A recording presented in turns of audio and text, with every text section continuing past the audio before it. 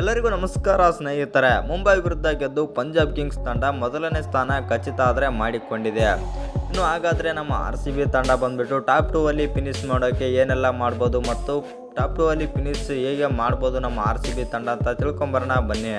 ಅದಕ್ಕಿಂತ ಮುಂಚೆ ನೀವೇನಾದರೂ RCB ಅಪ್ಪಟ ಅಭಿಮಾನಿಯಾಗಿದ್ದಲ್ಲಿ ಈ ವಿಡಿಯೋಗೆ ಒಂದು ಲೈಕ್ ಕೊಟ್ಟು ನಮ್ಮ ಚಾನಲನ್ನು ಸಬ್ಸ್ಕ್ರೈಬ್ ಮಾಡ್ಕೊಳ್ಳಿ. ಹಾಗೆ ಬೆಲ್ ಐಕನನ್ನು ಆಲ್ ಇಟ್ಕೊಳ್ಳೋದು ಮರಿಬೇಡಿ.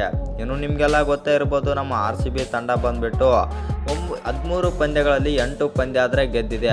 ಆ ಕಾರಣದಿಂದಾಗಿ 17 ಪಾಯಿಂಟ್ಸ್ ಇವೆ ಅಂತಲೇ ಹೇಳ್ಬೋದು. ಇಲ್ಲಿ ಒಂದು ಏನಪ್ಪ ಅಂತಂದರೆ ಒಂದು ಮ್ಯಾಚ್ ಆದರೆ ಅಬೌಂಡೆಂಟ್ ಆಗಿತ್ತು. ಆ ಕಾರಣದಿಂದಾಗಿ 17 ಪಾಯಿಂಟ್ಸ್ ಆದರೆ ಇವೆ.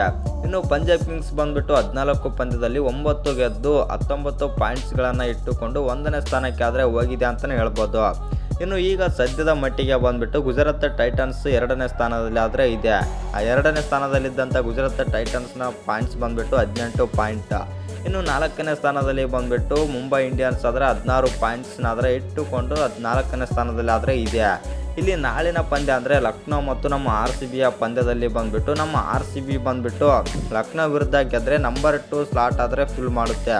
ಆ ಕಾರಣದಿಂದಾಗಿ ನಮ್ಮ RCB ತಂಡ ಬಂದುಬಿಟ್ಟು ಲಕ್ನೋ ವಿರುದ್ಧ ಗೆದಿಯಲೇಬೇಕಂತಲೇ ಹೇಳ್ಬೋದು. ಇನ್ನು ನಿಮ್ಮ ಪ್ರಕಾರ ನಮ್ಮ RCB ತಂಡ ಇವತ್ತಿನ ಪಂದ್ಯದಲ್ಲಿ ಲಕ್ನೋ ವಿರುದ್ಧ ಗೆಲ್ಲುತ್ತಾ ಇಲ್ವಂತ ಕಮೆಂಟ್ ಮಾಡಿ.